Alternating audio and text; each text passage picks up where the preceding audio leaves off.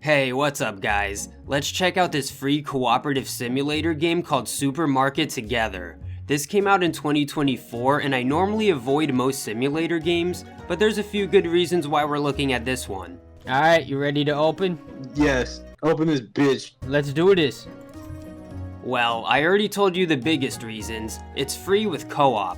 But there's a lot more to get into, like running and managing your own supermarket. You'll see me start as a cashier ringing up the customers' items. You gotta start with the basics. And where do those items come from? You have to buy them, place them on the shelf, price them correctly, and throw away the empty box. This is how things start out, pretty simple and humble. You're still getting your feet off the ground. But there is a progression with the gameplay where you get new items, responsibilities, and expand. It's always fun getting new items to put on the shelf to get more money, but it's even more fun to get new equipment that make your life easier, like self-checkout. Oh, he's putting his dick in the bag. Or a little robot that helps you clean the trash on the ground. Man, customers are so dirty. Wow, clap, clap, clap. Good work.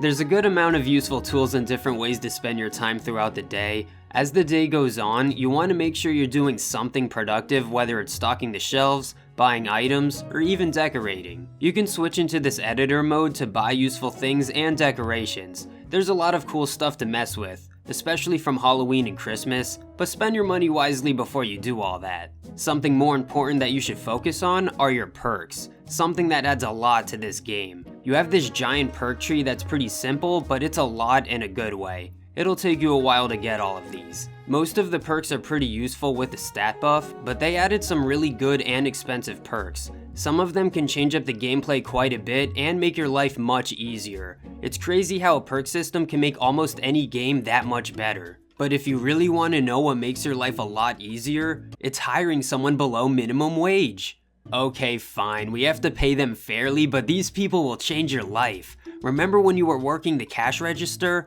Man, forget that. We have self-checkout and Eduardo. And that's just a start. There's probably 4 or 5 main jobs you have to do, right? We have Eduardo on the registers. Then you have someone store the items that you bought, and then you can have someone else stock those items in the store. You barely have to do anything. All you have to do is sit on your ass all day and just buy products. Not to mention that once you start getting some real money, you'll have some bum ass haters try to rob you. Like every day. At first things are cool and you just whack them with a broom, then you start getting backup so you don't even have to deal with these bums anymore. Good job, guys up front. What the fuck? This is like literally like more than a couple $100. Like, how did he fit this much up his ass? You get more staff through the perk system and you have to keep up by paying for them. They added this feature where you could take out a loan, but if you're a dumbass like my friend, then you'll have the ops showing up demanding that you pay. Fuck you guys. Fuck 12. Fuck 12. Oh, lick my ass. Lick my ass. Oh, I'm hitting the doggy. I'm hitting the doggy. It can be a lot to micromanage for some, but the progression and tools that make your life easier makes it all come together. It starts as a hustle, then it turns into milestones, watching your store expand and get more advanced over time. But if you want this to be more difficult or overwhelming of an experience, you can always crank up the difficulty. We started on a lower difficulty and raised it over time. I like having that option. There's other cool features too, like cosmetics. Pull that switch. Pull that switch. Pull that switch. They had an update around Christmas where you can customize your broom, and it is badass. There's actually a lot of cosmetics and fun little things about this game. One of my favorites has to be the TV. It starts out pretty simple with these background looping kind of videos, but if you get the $5 DLC, you can play YouTube videos synced up with your friends. If you're cool, that should make you excited. The possibilities are endless and my friend and I got very creative. This DLC adds other cool stuff too, like emotes, poses, hats, characters, and more, but man, that TV is lit. I honestly wish it was synced up a little bit better when we used it. If you want the free version, it's a good game to listen to music to, especially with a friend. And that's the thing, this definitely seems more fun as a co-op game.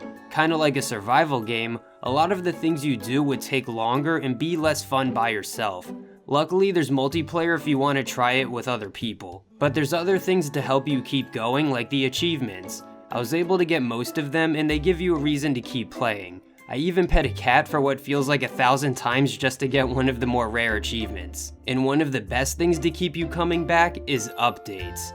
As I'm making this video, this game is still getting updates, and these updates can change a lot. Most of the footage is from a couple months ago, so there's already more content. I don't care that this video will be outdated. It's fun sharing my experience, and it'll be fun to see the progression of this game. I think it'll be more worth it as time goes by. That's why I bought the DLC early on. Everything about this game just felt worth it. I played this game for about 100 hours, which is pretty interesting to me. I experienced about 50 to 60 hours of consistent progression, which is a lot of free content. We just started getting comfortable towards the end of the game. They even added this mini game where you guess each other's drawings. I'm not gonna lie, a good portion of these hours are from watching YouTube videos, listening to music, and playing Draw My Thing. It is rewarding starting out doing all these jobs than being rich enough to pay for staff, but most of our days turned into goofing off. It's not about being as productive as you can anymore. It's about milestones and expanding, which is fine. I'm just telling you that those first 50 hours is the grind,